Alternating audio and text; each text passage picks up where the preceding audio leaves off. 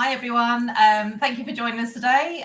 Just bear with us and we'll be starting with you shortly. We'll just wait for everyone to join us.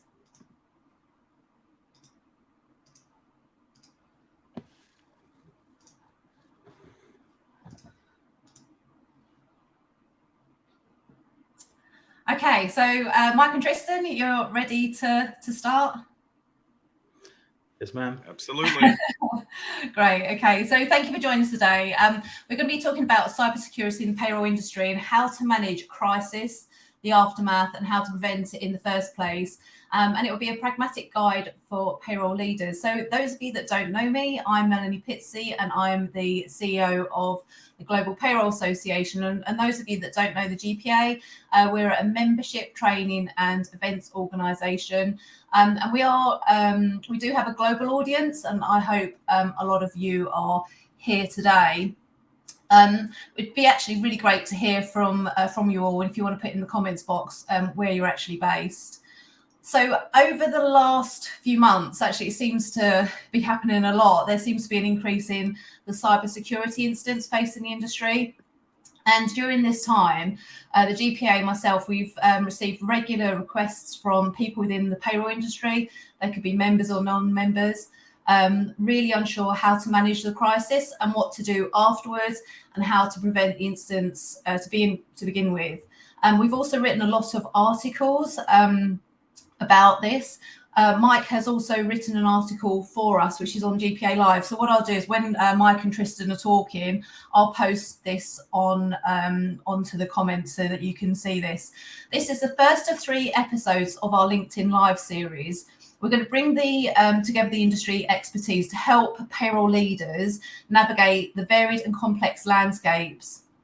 So during this episode, please ask questions, put them in the comment box. If we do have a lot of questions, we will come back to you. And if you're not watching this live, still put the questions in the comment box because we can answer those as we receive them. Also, if you don't want to put it in the comment box, please feel free to email me. So melanie@globalpayrollassociation.com. And as I said, it's the first of 3, so it'd be great to hear from you, and we could also incorporate some of those questions in our future 2 episodes. So as you can see, we have Mike and Tristan with us. So Tristan, would you like to introduce yourself to everyone? Yes. Hi, everybody. Good morning, good afternoon, good evening. Tristan Woods, Chief Product Officer at Safeguard Global. Thanks, Mel, for having us, and looking forward to an interactive session and hopefully a lot of helpful pointers that will help the wider community around the world. And Mike, over to you. Okay, I'm Michael Baer. I'm a former Bloomberg B&A managing editor, and I spent decades covering and working in the payroll industry, and most recently was with an earned wage access company that got started a few years ago. And as Mel mentioned, I recently posted an article, and I've been writing about this issue for probably 8 or 9 years now. Yeah. So I'm anxious to get... increased, hasn't it, over that time, Mike? Yep. So just before we start, I think Tristan and myself were just talking. So we're all working from home. So a puppy might make an appearance, and I think Tristan's slightly anxious that the kids might run in. So you might get a few more presenters, but we'll see how it goes. So in this episode, we'll talk about the different types of incidents that can occur and the importance of pre-planned business continuity and crisis management as part of a wider incident response plan. We'll talk about what's important and deliverable, actionable insights to help you take the next steps in being prepared. So firstly, we hear about different things happening. How do people think about those? And are there ways that you might typically categorize them? So Tristan, over to you. Thanks, Mel. So I think, first of all, it's worth sort of trying to give a bit of orientation to some of the pieces that we're going to talk about in today's session. And, this area can get fairly complicated quite quickly, but bear with us. I think it'll all come together pretty well at the end. And as Mel said, give people some actionable points they can take away. But I think, first of all, we probably hear sort of various terminology to do with when you've got some kind of problem occurring. That typically would probably look like, or invoke one of 3 plans that you would need to look at. So on the left of this slide, we have incident response or incident management, which is where you've got some kind of a problem that usually is of a security nature in some form.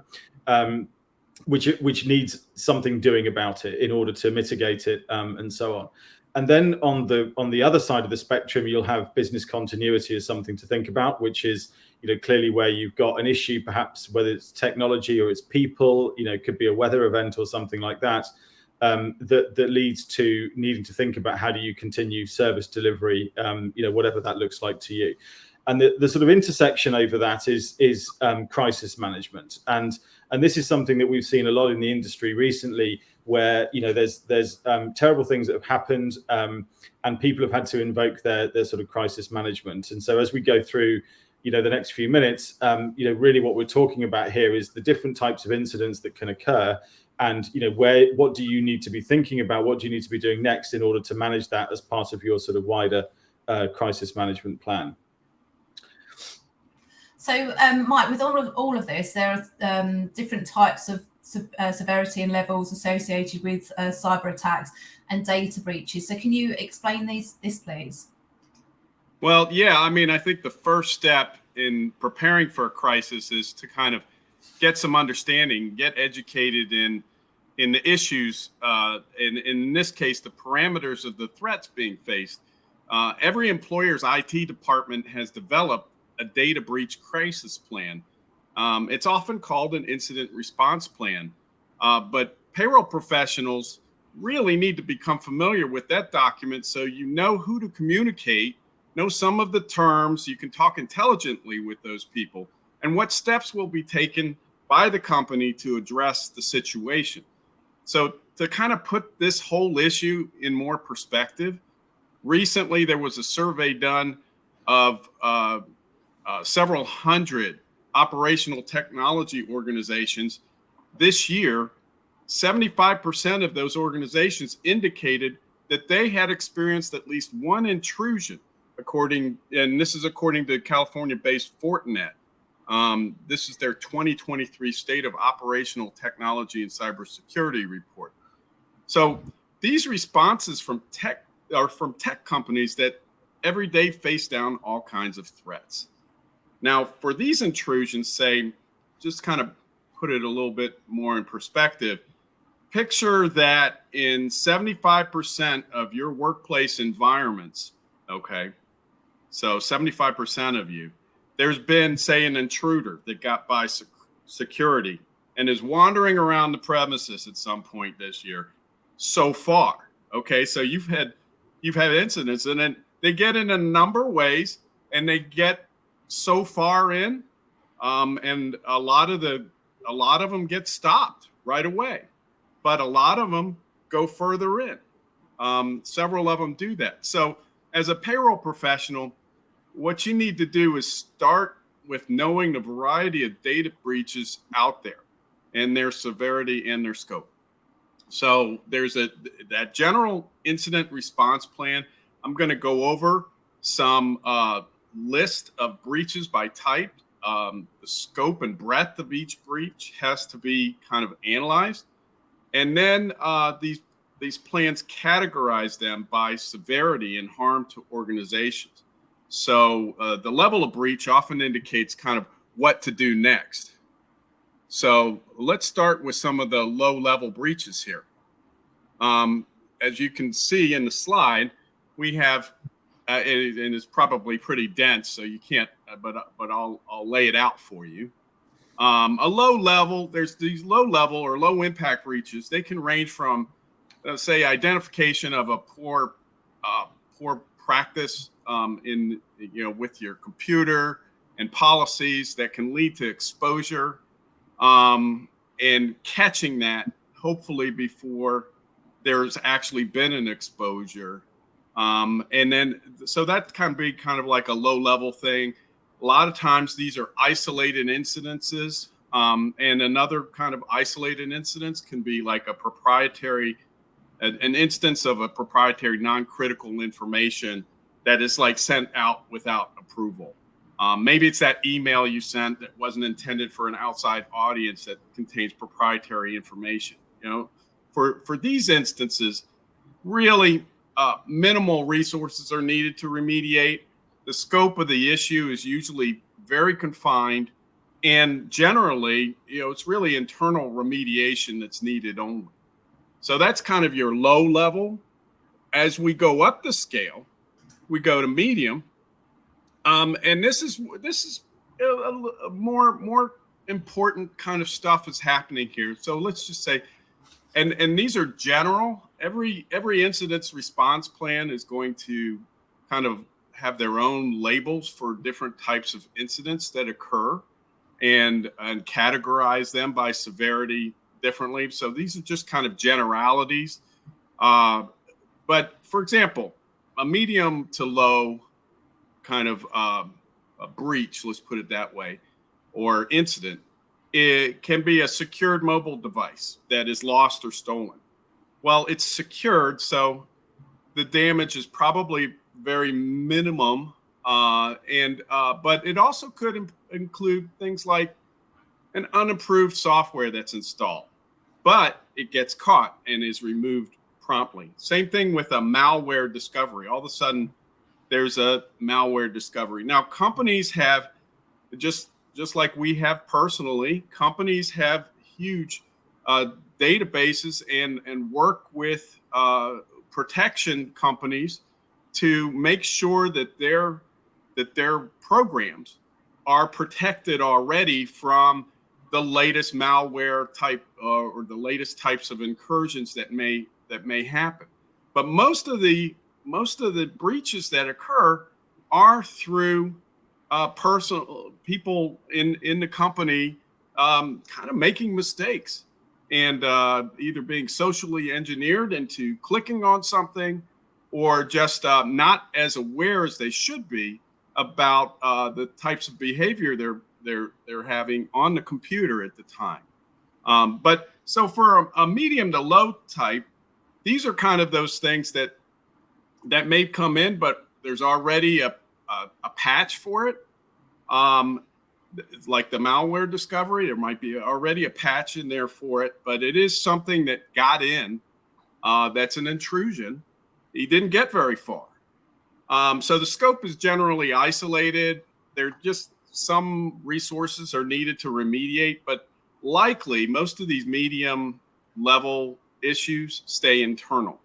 And, for example, a mobile device lost or stolen, if it's a large organization, nobody else really knows that happened if it's all been locked down.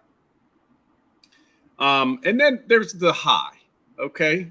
So when we talk about high level of severity, what kind of types of incidences are we talking about? We're talking about a successful targeted phishing attack.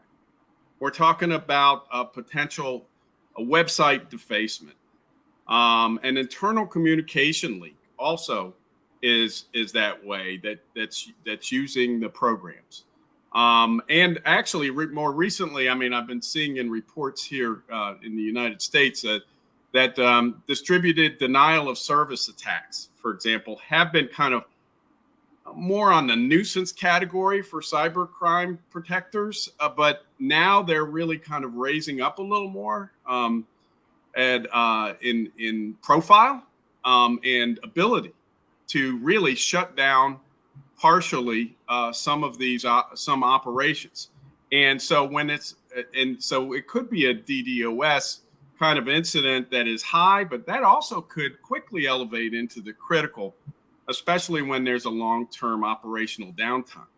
So when there's high, there could be some, like I said, website defacement. There could be a widely noticed operational downtime. It might be in a specific type of program.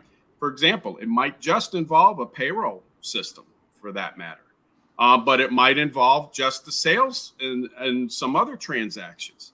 But regardless, there's the need to act and restore services and communicate with those impacted. There's also likely a moderate public relations exposure to these kind of things. It depends upon the scope most of the time. So that's the high level to maybe understand. And these things can quickly go really bad too into the critical level. So when we look at the critical level, these are the ones that really make the news and the headlines. We're talking about ransomwares, other virus attacks that just really completely shut down operations. I mean, in late 2021, we had an issue here in the United States with with operations just being shut down for a payroll system that was used by a lot of employers here, and they were just they couldn't use that operation anymore because it was a ransomware attack, and the provider said, no, we can't keep it going under these circumstances.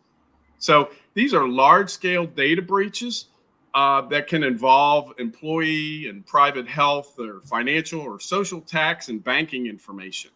And these have, as Critical can say, a huge high cost and extended downtime during remediation. You likely need outside services to forensically investigate and help restore these programs. So, there's all kinds of standards for categorizing these things, but this is kind of like a general guide to help kind of get you started in understanding what your IT department and what your chief information security officer is having to deal with. And where would you have these documented?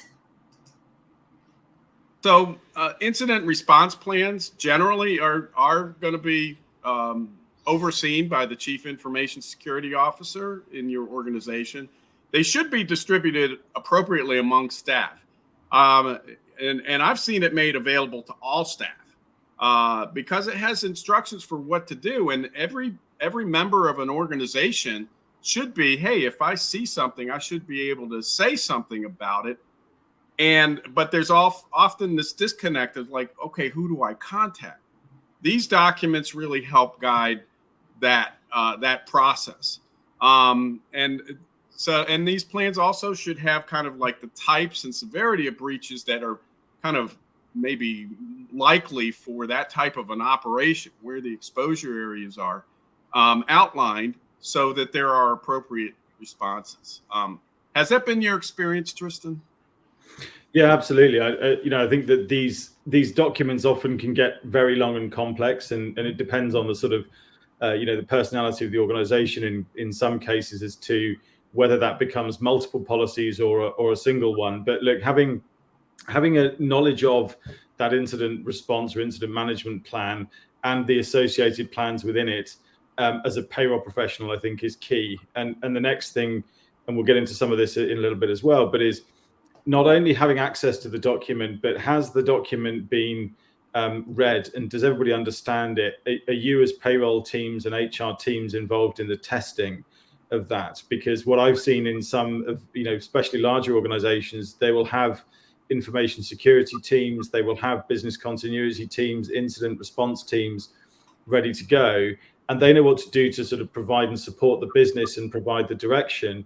But how much of the HR and payroll teams and those other critical functions involved in the testing is really important, because if you rehearse, then you kind of know what to do and nothing is a surprise. There's nothing worse than having to deal with these types of events and not being clear about what to do when, especially in a cyber situation, time is absolutely the essence. And so that's, having that exposure to them and being involved in that testing is really important.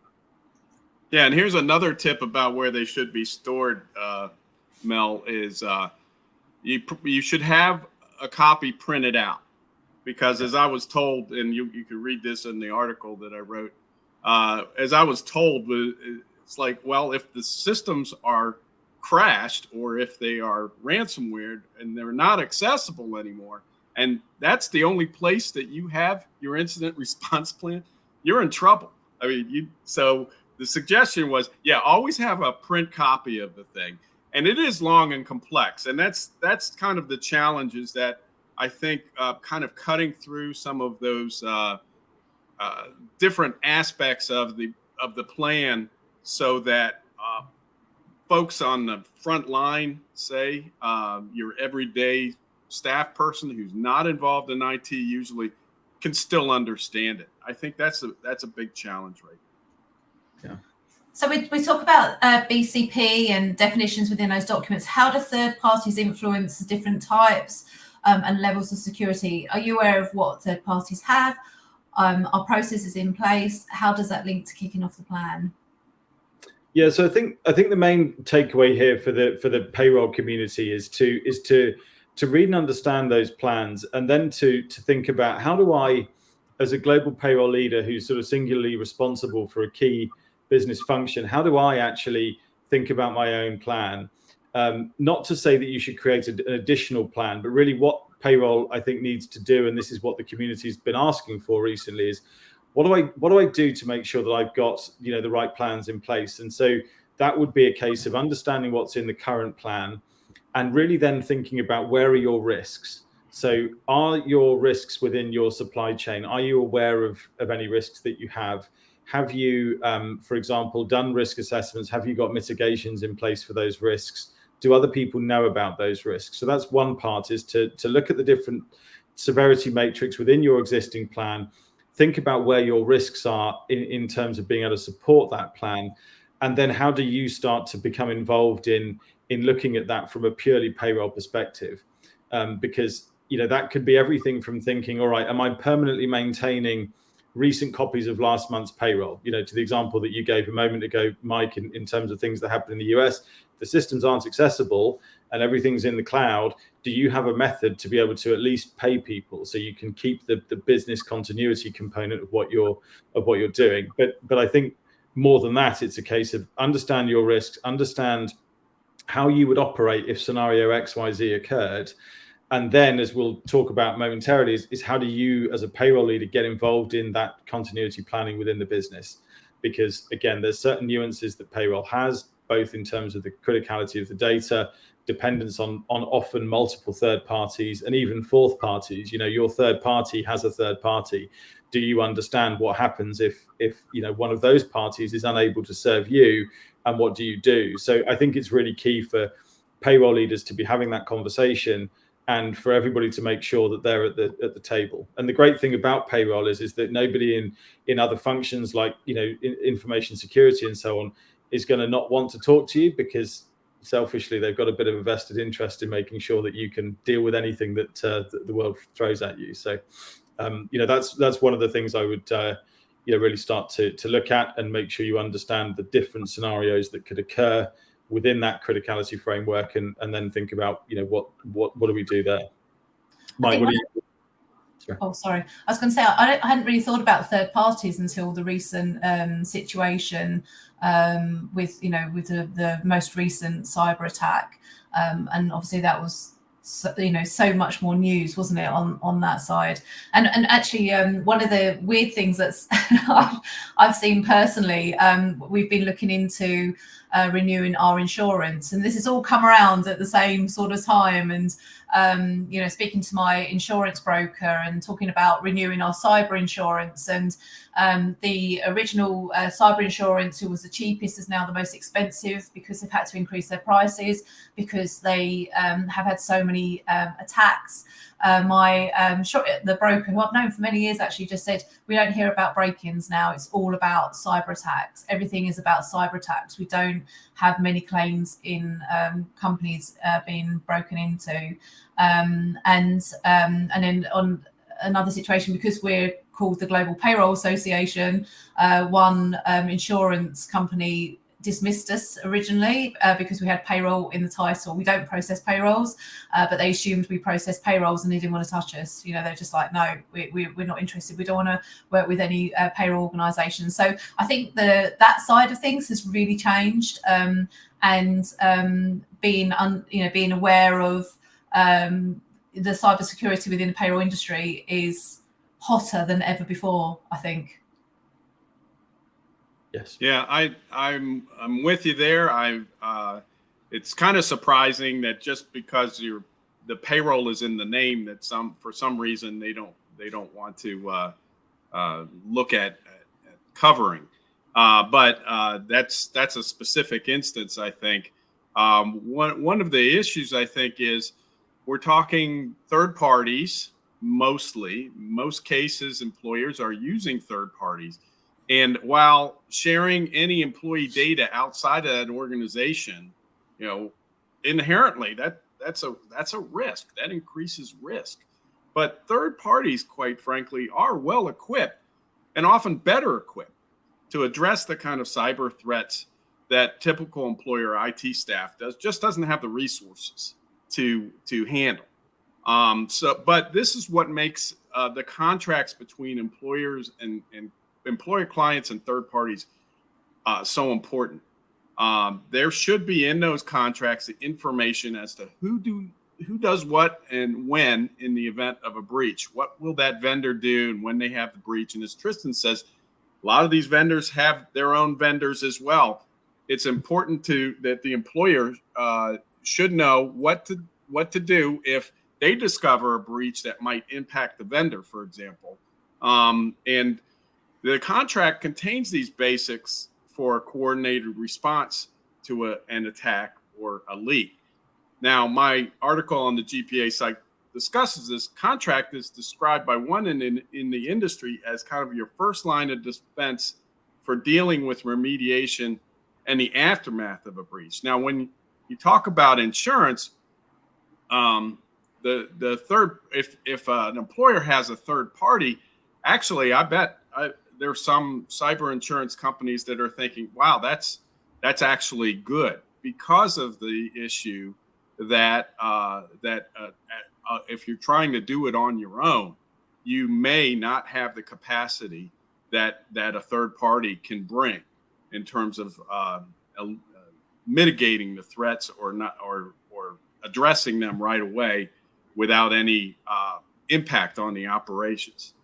But people do need to understand that their insurance coverage when to notify insurers. So part of that plan is that we talked about, incident response plans, is that we frequently we're seeing insurers on the cyber side, but actually in the general liability side, they need to be notified very early once an incident occurs.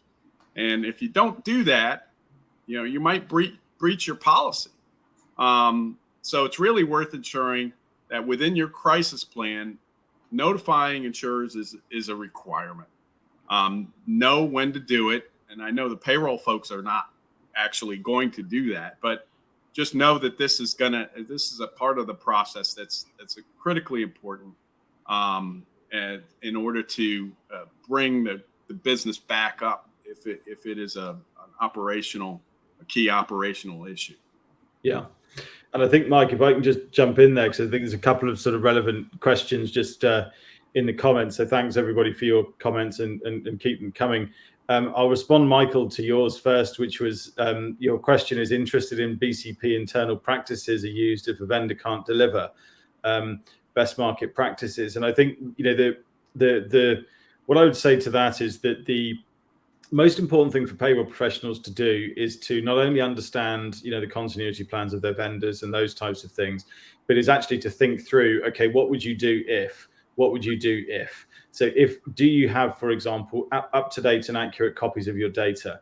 Can you get data out of maybe your HCM system if there's an integration to a payroll system, and if the payroll system isn't there for a reason, then that integration may not work.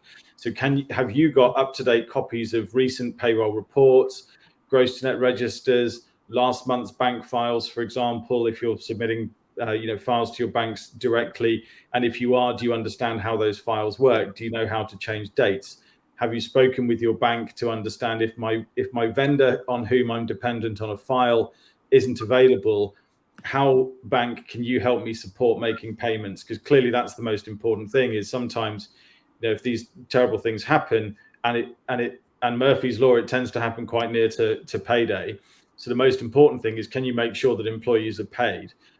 Even if the payroll is technically wrong, it's about making sure people are paid and having a plan around that. So I think that keeping up-to-date copies of your data, making sure you have it, making sure you understand where it is and can you get to it, and have you spoken to dependent functions like treasury, banking, whomever, is some of the things that you should look at. And then Judith, you raised a really interesting question, which is, I'd also suggest not only having a plan on part one, how do we pay them, Clever. But how you resolve and reconcile. Absolutely, Judith. And we're going to pick that up in the next session on the 19th of July, where we're going to talk about how do you recover from this and what are the things that payroll needs to do. So save the date for the 19th, Judith, and we'll come back to your question. We may even use it as a specific case study. So thanks for the questions, folks. Okay, so so outside the more technical or business recovery, what about employees, stakeholders, and the media? What needs to be in place there? So what's how to be prepared? Tristan. I think again, this is part of what would come into your crisis management. So as part of that incident response plan, you should have a well practiced and known crisis management, which a lot of that does include things like media and what are you going to communicate and how are you going to communicate it. And again, some of this will be difficult to navigate in the moment because you may be operating on a limited information basis. Again, it's really important to have played that out with the wider team to understand, okay, in this scenario, what might we choose to communicate and not communicate. Clearly, what you communicate within your business is one thing because you're dealing with your employees. However, when you're dealing with the media, it can be a different scenario. So you need people who, you need to make sure you plan that out. You may even go down to the level of having communication templates. You would absolutely have mapped out who is actually the person that can and should talk to the media, because you wouldn't want anybody being able to have those types of conversation. And that needs to be pre-agreed ultimately within the business. And including, if somebody gets a random phone call from a member of the press, what do they do about that? What do they say? So that type of thing, again, needs to be mapped out fairly clearly so that you've got a position that you're going to, choose to do any level of communication. What is that? What isn't it? Who is going to do it? And again, that would be part of crisis management. And often that sits in a different team sometimes. So it all feeds into the incident response plan. But often marketing, PR, depending on the size of your business, those teams would be involved in, okay, how are we going to carry this message? What are we going to say? So it's not just about purely the technical parts in the BCP. It's also about, have other groups that are public facing, shall we say, are they prepared for and got a position on what we're going to do in that scenario? Yeah, and I echo everything Tristan's saying here. These are all should be delineated in that document, the kind of communication that will be necessary for each type of incident, and it depends upon the severity. So, but don't forget, there's also the notification of the government too. That's often necessary, especially with the more serious incidents, but sometimes incidents that you don't really think are that serious, there still needs to be a notification, at least on the state side. In the U.S., there are states with specific requirements to inform the Attorney General at a specific time and how much detail needs to be in that, as much as based on these incidences that have occurred. And this is one thing I think I just want to kind of point out here is that when we're talking about data breach incidents specifically, we do have issues with, we don't know when they really started. And a lot of times people want to know, when did this happen? So the more recent breach that Melanie was alluding to, that really was announced late May, beginning of June, I think, that could have started, they're saying, I'm seeing reports back in 2021 that the actual breach occurred. But now it's the organization, the bad guys that have chosen this time to actually make it known that there was this backdoor that happened. And so that is a super big challenge right now in terms of when you talk about notification, because a lot of times when these notifications occur, and this is in the media as well, it not just the government, you really don't have all the details of what has occurred. If there's a fire or if there's a flood, you can kind of make a great, it's awful, but you can actually see and assess exactly what happened and what was destroyed. You can't do that really readily when it comes to a data breach. So that's a big challenge here. I just kind of went on a tangent there.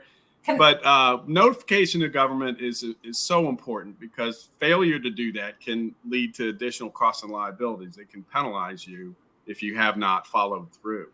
And as Tristan was noting, I mean, communication protocols offline are not unexpected in these incidences, because sometimes the bad guys don't know yet that you've caught them intruding.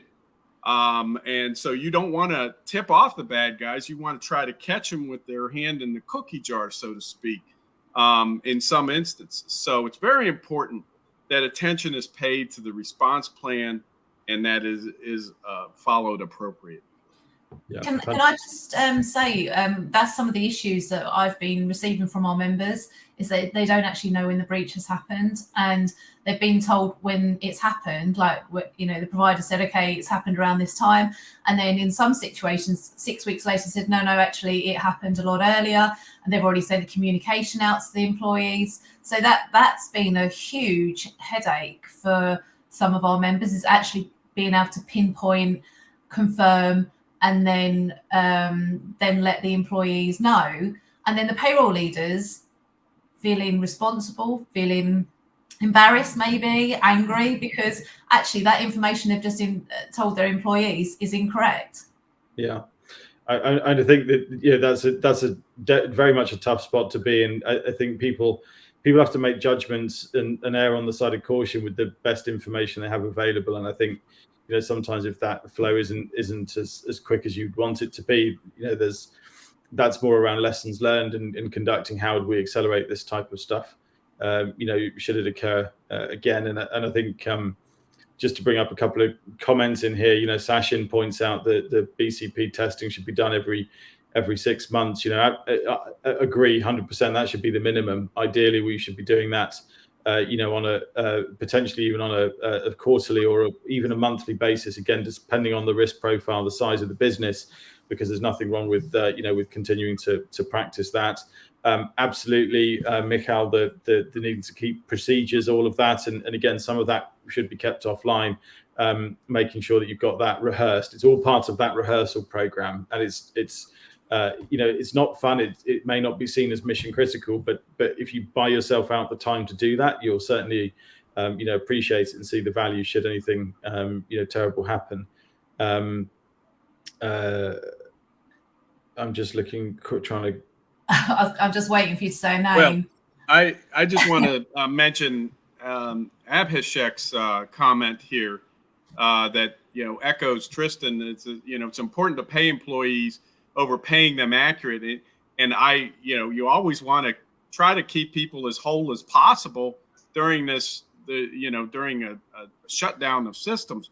But just know that paying them accurately, you still have to make them completely whole in the end. And even if you pay them without not exactly paying them accurately, there are some employers in the U.S. that are still dealing with some employees who have told them, hey, during this outage that happened in December 2021, you know, you didn't pay me right. You paid me, but you didn't pay me right. And I want to be made whole, and they're suing about that. Mm-hmm. So, you know, it is important to get them something, but it's also, there's more liability that happens if you can't do it accurately. Exactly. And I think, you know, just to, that's also part of the, you know, get based on the severity matrix we were talking about earlier, and the plan and what you choose to do, because what can be important is sometimes not to press the button on some of this too early. This is more on the business continuity side than the incident management. But, you know, when you move to a business continuity technical environment or something, you've now actually lost your business continuity. So if your production system is having a serious problem, assessment needs to happen as to how quickly can that be fixed, because often people will have one, if they're lucky, 2 redundant environments ready to move to. But if you move from production to your failover and you don't have another failover and something terrible happens there, you're in you're up the creek, as they say. So it's actually important from a BCP point of view to be able to say, okay, what do we think is going to be the case when we might be able to fix this, and therefore not actually invoke certain parts of the plan. And yes, I think most people would say that even in these scenarios, they've actually done a really good job of paying people accurately. So we're kind of talking like the worst case scenario.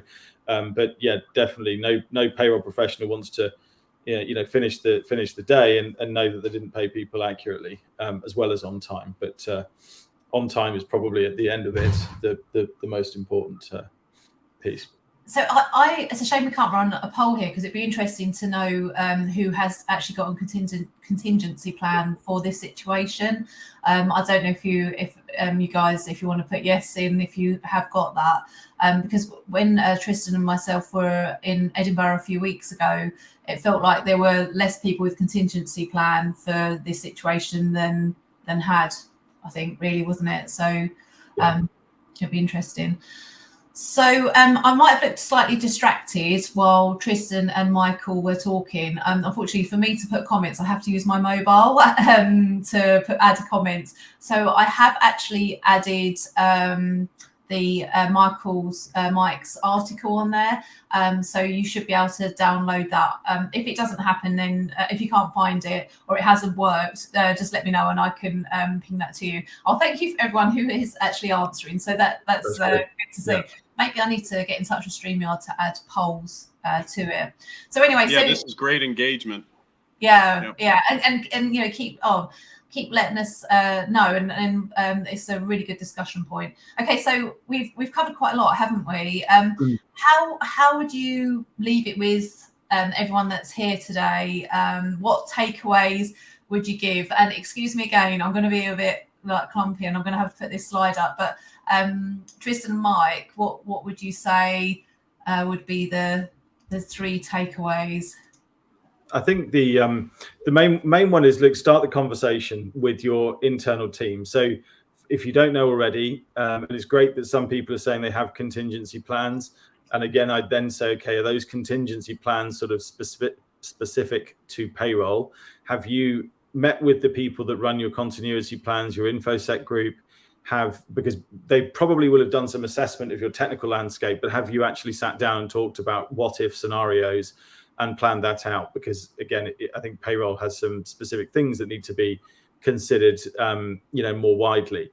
So start the conversation, play through, the scenarios, look at your different risks and mitigations, think about how you as a payroll leader get involved in continuity testing, crisis management testing, incident response testing, because that's really important. So that's the first thing. Second thing I think that's key, and this is potentially more on the prevention side that we're going to get to in our session in early August, is the third party component. Do you have the right understanding of your entire landscape and the fourth parties and so on? And then get a process kicked off to have a regular review of not only putting together an initial plan if one doesn't exist, but what's the cadence to continually review that. And every time something changes in your landscape, you get a new system, you get a new vendor, that should be a trigger to start taking a look at the plans and understanding of the plans impacted by these changes we've just made. Those would be the three things I would point to. Mike, what else would you add to that? Well, I mean, I point to those same three. I think starting a conversation is so key for a payroll professional now, because you need to incorporate this into your role. This has got to be part and parcel of your role. So what does that mean? You have to become educated in like we've covered today, the types and the severity of the types of incidences, and get familiar with the processes that happen once there is a breach that has occurred or some sort of a cyber attack, so that you can talk intelligently when you start that conversation. So the first thing is just you need to kind of educate yourself on some of the issues that surround cyber attacks and data breaches. And that's now become part of your role as a payroll professional. So that's a huge thing. And then when it comes to third parties, again, some of you are managing the vendor relationship now. You need to become really familiar with the plans for contingencies when a breach occurs with those third parties. It's so important that you go into those documents now and get up to speed on them, and then ask so you can ask the right questions of the rest of your team there, your colleagues. And like Tristan says, I think, you got to start. You got to kick this off with the rest of your organization that is involved in incident response plans. You should belong in and have a big role in these plans. 100%. Okay, so we're coming to an end for today. Thank you for all the comments. It's great to see so many people from around the world join us. And if there's any comments we've missed, we will come back to you. So as we've said a number of times, we've got our second episode on the 19th of July. And we're going to be discussing how do we actually approach the situation after an incident. So Tristan, what should we expect what more information should we expect on the second episode? Yeah, so really, again, looking at once you've got the immediate issue sort of under some degree of control, is what do you then need to do? So that might partly be around recovery, but also around people have mentioned payroll reconciliations, that type of thing. So we'll try and get into that topic. And of course, I'm going to volunteer you, Mel, but if there's things that we haven't covered in this session that you were hoping that we did, please email any of us. You can find us all on all the socials and stuff, or Mel directly. And let's make sure that we cover what's important to you in the next session. Yeah, so just to echo that, this is for you guys really, and how Tristan and Mike can share their knowledge and expertise, because I've just had so many people contact me to say, what do I do? What do I do next? And this isn't the first time. It's been happening for a good few months now. So we're looking to be able to provide further information that you can take away with you after the third episode. And we can build that from the comments from you guys, and to really see what you want to hear from Tristan and Mike. So Mike, have I forgotten anything? Have I covered everything?